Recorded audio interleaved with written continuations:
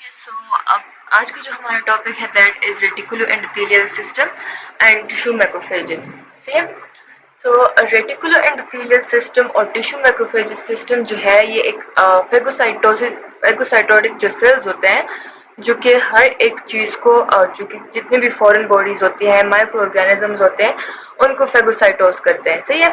इनमें जो है ऐसे एंजाइम्स होते हैं जो कि उस माइक्रो ऑर्गेनिज्म को खत्म कर देते हैं। सही है। और ये जो है हमारी बॉडी के डिफेंस मैकेनिज्म में बहुत इंपॉर्टेंट रोल प्रोवाइड करते हैं। सो इनको जो है रेटिकुलर एंडोथेलियल जितने भी रेटिकुलर एंडोथेलियल सेल्स होते हैं they actually form a system और उस सिस्टम को जो है हम कहते हैं reticular endothelial system. Reticular endothelial cells कहाँ कहाँ पे होते हैं? So they are present in the endothelial lining of vascular and lymph channel. जितने भी हमारे ब्लड वेसल्स होते हैं मतलब जो वैस्कुलर चैनल्स होती है और जो लिम्फ चैनल्स होती है उस उनके एंडोथेलियल हर एक जो स्मूथ मसल या कोई भी जो चैनल होता है उसमें एंडोथेलियम होता है। सो उसका जो एंडोथेलियम होता है उस एंडोथेलियम में जो है मैक्रोफेजेस प्रेजेंट होते हैं। रेटिकुलर एंडोथेलियल सेल्स जो है वो प्रेजेंट होते हैं। सही। इसके अलावा जो है हमारे कुछ ऑर्गन्स में कनेक्टिव टिश्यू में कुछ ऑर्गन्स में like spleen liver lungs lymph nodes bone marrow इनमें भी ये मैक्रोफेजेस प्रेजेंट होते हैं। सही है। अच्छा मैक्रोफेजेस होते क्या है? सो एक्चुअली ये जो है बहुत लार्ज फेगोसाइटोटिक सेल्स होते हैं और ये मोनोसाइट से ही डिराइव होते हैं। मोनोसाइट्स ब्लड में अगर होते हैं सो उनको हम मोनोसाइट कहते हैं। 1-2 दिन के बाद ये चले जाते हैं टिश्यू में और टिश्यू में कन्वर्ट हो जाते हैं इनटू मैक्रोफेजेस। सही है। अच्छा ये जो है क्या करते हैं कि डाइजेस्ट करते हैं जितनी भी माइक्रो ऑर्गेनिज्म या फॉरेन बॉडीज होती है और उनमें जो एंटीजन होता है उस एंटीजन को रिलीज कर देते हैं। सही है। अच्छा present along with lymphocytes in almost all the lymphoid tissues। so, जितने भी lymphoid tissues है स्प्लीन है लिवर है lymph nodes है बोन मैरो है सो उन सब में जो है ये मैक्रोफेजेस प्रेजेंट होते हैं और इसके साथ साथ lymphocytes भी प्रेजेंट होती है। सही है। अच्छा यहाँ पे आप देखिए सो यहाँ देखिए ये बोन मैरो शो किया गया है सो उसमें भी ये मैक्रोफेजेस प्रेजेंट है। यहाँ ये देखिए वेस्कुलर चैनल है एक उसके एंडोथेलियम में भी ये जो येलो येलो शो रही है एंडोथेलियल सेल्स उसमें भी ये मैक्रोफेजेस प्रेजेंट होते हैं। Spleen lymph nodes lungs peritoneum में भी ये मैक्रोफेजेस जो है ये प्रेजेंट होते हैं। सही है। सो बहुत सारी जो हमारे जो लिम्फोइड टिश्यूज होते हैं जो कि हमारे डिफेंस में हेल्प प्रोवाइड करते हैं उसमें ये मैक्रोफेजेस जो है ये होते हैं। अच्छा classification of reticular endothelial sales. Reticular endothelial sales जो है ये दो टाइप्स के होते हैं। एक जो है फिक्स्ड रेटिकुलर एंडोथेलियल सेल्स है दूसरा जो है वैंडरिंग रेटिकुलर एंडोथेलियल सेल्स है। ओके जी फिक्स्ड रेटिकुलर एंडोथेलियल सेल्स इनको जो है टिश्यू मैक्रोफेजेस भी कहते हैं और फिक्स हिस्टोसाइट्स भी कहते हैं। सही है। ये जो है हमारे टिश्यू के अंदर जो है प्रेजेंट होते हैं। अच्छा कौन कौन से टिश्यूज में ये होते हैं? सो ये हमारे कनेक्टिव टिश्यूज में होते हैं प्लूरा ओमेंटम एंड मेजेंट्री में होते हैं। ओमेंटम एंड मेजेंट्री ये जो है पेरिटोनियम के फोल्ड्स होते हैं उनमें प्रेजेंट होते हैं। एंडोथेलियम ऑफ ब्लड साइनोसॉइड में होते हैं बोन मैरो के साइनोसॉइड में liver spleen lymph nodes adrenal gland pituitary gland and Kupffer cells जो है जो लिवर के सेल्स होते हैं उनमें भी मैक्रोफेजेस होते हैं। सी है।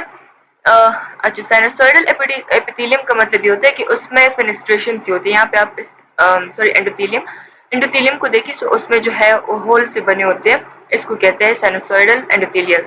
अच्छा सीएनएस में होते हैं मेनिंजियोसाइट्स। सीएनएस के जो सेल्स होते हैं मेनिंजियोसाइट्स सबएरिकनॉइड स्पेस में होते हैं एंड माइक्रोग्लिया जो है माइक्रोग्लाइल सेल्स ये दोनों भी मैक्रोफेजेस बनाते हैं। सी है। लंग्स जो है लंग्स में भी एल्वेलाई में प्रेजेंट होते हैं मैक्रोफेजेस और सबक्यूटेनियस टिश्यू मतलब स्किन के नीचे जो लेयर होती है सबक्यूटेनियस लेयर उन सबक्यूटेनियस लेयर्स के टिश्यूज में भी हमारे मैक्रोफेजेस प्रेजेंट होते हैं लेकिन ये फिक्स्ड मैक्रोफेजेस होते हैं। ये फिक्स्ड हिस्टोसाइट्स होते हैं। अच्छा दूसरे जो है there are the wandering reticular endothelial cells and tissue macrophages. इनको क्या कहते हैं? इनको फ्री हिस्टोसाइट्स भी कहते हैं। सही है। अच्छा ये इनके दो टाइप्स होती है। एक वो टाइप जो कि बिल्कुल ब्लड में फ्रीली मूव कर रहे होते हैं उन वो जो है इन फॉर्म ऑफ न्यूट्रोफिल्स होते हैं एंड मोनोसाइट्स। सही है। मोनोसाइट्स जो है ये जब मैक्रोफेजेस बन जाते हैं तो ये किसी भी इंजरी और इन्फेक्शन की तरफ जाते हैं। सही है। अच्छा free histiocytes of solid tissue और जो सॉलिड टिश्यू की जो लास्ट स्लाइड में हमने पढ़ा प्रीवियस स्लाइड में कि जो सॉलिड टिश्यू के जो फिक्स्ड सेल्स होते हैं ना, वो सेल भी जो है अगर इमरजेंसी कंडीशन है तो उसमें वो सेल्स भी रिलीज हो सकते हैं, वो फ्री हो सकते हैं और फिर जो है वो वैंडरिंग रेटिकुलर एंडोथेलियल सेल्स बन जाते हैं, सही है, और हमारे सर्कुलेशन में एंटर हो जाते हैं। सो एक वो टाइप है जो कि ऑलरेडी फ्री है, दूसरा वो टाइप है जो कि पहले तो फिक्स्ड होते हैं लेकिन इमरजेंसी कंडीशन में भी फ्री हो जाते हैं, सही है। जो ऑलरेडी फ्री होते हैं they are the neutrophils and the monocytes, और जो कि फिक्स्ड होते हैं, जो हमने प्रीवियस स्लाइड में पढ़ा, जो फिक्स्ड हिस्टोसाइट्स होते हैं वो इमरजेंसी कंडीशन में वो रिलीज हो सकते हैं, फ्री होकर वो सर्कुलेशन में जाते हैं और वो बन जाते हैं wandering reticular endothelial cells. Okay, अब आते हैं इनके फंक्शंस पे। So function of tissue macrophages are, first जो है इनका फेगोसाइटोटिक फंक्शन होता है, सही है। फेगोसाइटोटिक फंक्शन क्या होता है कि इनमें जो मैक्रोफेजेस होती है इनमें प्रोटियोलिटिक एंजाइम होते हैं एंड लाइपेजेस होती है, सही है। तो ये किसी भी फॉरेन बॉडी को इंजेस्ट करते हैं और उस फॉरेन बॉडी को जो है फिर डाइजेस्ट करते हैं इन्हीं एंजाइम्स के थ्रू, सही है। जब वो डाइजेस्ट हो जाते हैं वो फॉरेन बॉडीज, तो उनका जो एंटीजेनिक प्रोडक्ट होता है, मतलब उनके जो एंटीजेंस होते हैं वो रिलीज हो जाते हैं, सही है। और वो एंटीजेंस क्या करते हैं कि वो हमारे T lymphocytes and B lymphocytes को एक्टिवेट कर लेते हैं, सही है। अच्छा जी, दूसरा फंक्शन इनका क्या होता है, secretion of bacteriocidal agents. Bacteriocidal agents का क्या मतलब होता है कि ये जो है बैक्टीरिया को खत्म करने वाले एजेंट्स होते हैं, सही है। So most potent bacteriocidal agents जो होते हैं वो ऑक्सीडेंट्स होते हैं। ऑक्सीडेंट्स वो होते हैं जो दूसरी चीजों को ऑक्सीडाइज करते हैं। ओके, मैक्रोफेजेस जो ऑक्सीडेंट सिक्रेट करते हैं they are the superoxide, hydrogen peroxide and hydroxyl ions. ये क्या करते हैं, ये ऑक्सीडेंट्स के जो बैक्टीरिया जो लाइसोसोमल एंजाइम से खत्म नहीं हो सकते, सो वो इन ऑक्सीडेंट से जो है वो खत्म हो जाते हैं, सही है, because these are very important. अच्छा, इसके बाद जो है सिक्रेशन ऑफ इंटरल्यूकेन्स है। सो जो इंटरल्यूकेन्स सिक्रेट होते हैं मैक्रोफेजेस से, they are the interleukin 1। Interleukin 1 का काम क्या होता है कि ये मैचुरेशन एंड प्रोलिफरेशन करता है of beta lymphocyte, B lymphocyte sorry, and T lymphocyte, सही है। दूसरा जो है that is the interleukin 6। Interleukin 6 क्या करता है कि ये बी लिम्फोसाइट्स की ग्रोथ को स्टिमुलेट करता है और एंटीबॉडीज भी बनाता है, सही है। इंटरल्यूकिन 12 क्या करता है, influence the T helper cells, सही है। अच्छा, इसके बाद जो है the secretion of tissue necrosis factors. Tissue necrosis factors दो टाइप के रिलीज होते हैं मैक्रोफेजेस से, they are the TNF alpha and TNF beta. सही है, टीएनएफ अल्फा क्या करता है कि ये ट्यूमर्स की नेक्रोसिस करता है, सही है। ट्यूमर असल में एबनॉर्मल ग्रोथ्स होती है बॉडी में, तो उनको खत्म करना जो है टिश्यू नेक्रोसिस फैक्टर्स का काम होता है। और दूसरा काम इसका क्या होता है कि इम्यून सिस्टम को भी ये एक्टिवेट करते हैं, सही है। टीएनएफ बीटा का क्या काम होता है कि ये इम्यून सिस्टम को भी एक्टिवेट करता है, दूसरा जो है ये ट्यूमर्स की नेक्रोसिस भी करता है, लेकिन इनके अलावा जो वेस्कुलर रिस्पॉन्सेज होती है वो उनमें भी ये इन्वॉल्व होता है। टीएनएफ बीटा जो है ये आर्टरीज की स्टिफनेस करता है, उनमें कोलेजन इंक्रीज करता है, उनको स्टिफन बनाता है, इसे। सो वेस्कुलर रिस्पॉन्सेज में भी इनका रोल होता है। Okay, the next function is secretion of transforming growth factors. So transforming growth factors जो है ये असल में क्या करते हैं कि ये इम्यूनो सप्रेशन करते हैं, ताकि किसी बंदे को आपने कोई ऑर्गन ट्रांसप्लांट किया है, सो वो ऑर्गन रिजेक्ट ना हो, वो रिसिपिएंट की बॉडी उस ऑर्गन को रिजेक्ट ना करे, सो उसके लिए इम्यूनो सप्रेशन जरूरी होती है, सही है। और वो इम्यूनो सप्रेशन जो है वो मैक्रोफेजेस करते हैं by the secretion of transforming growth factors, सही है। अच्छा जी, the next function is a secretion of colony stimulating factors.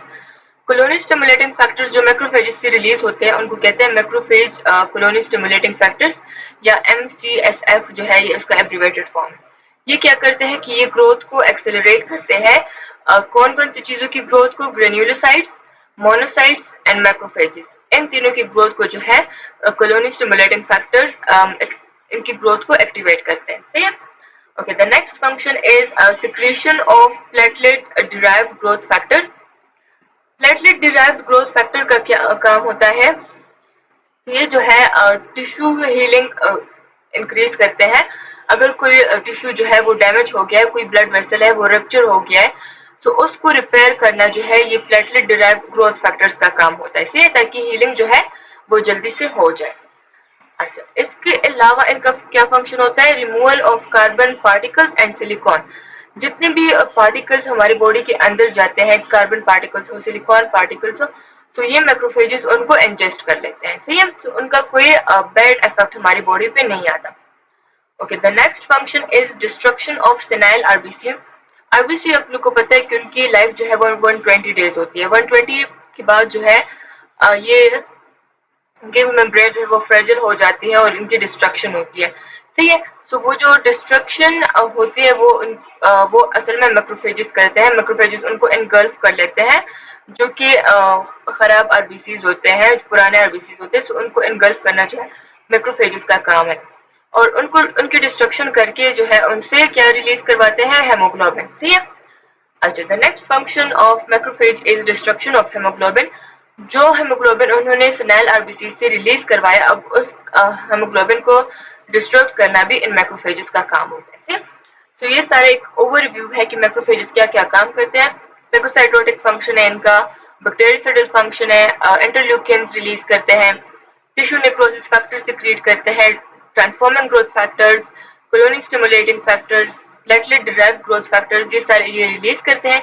इनके अलावा कार्बन पार्टिकल्स एंड सिलिकॉन्स को ये रिमूव करते हैं, आरबीसी की डिस्ट्रक्शन करते हैं एंड हेमोग्लोबिन की डिस्ट्रक्शन करते हैं।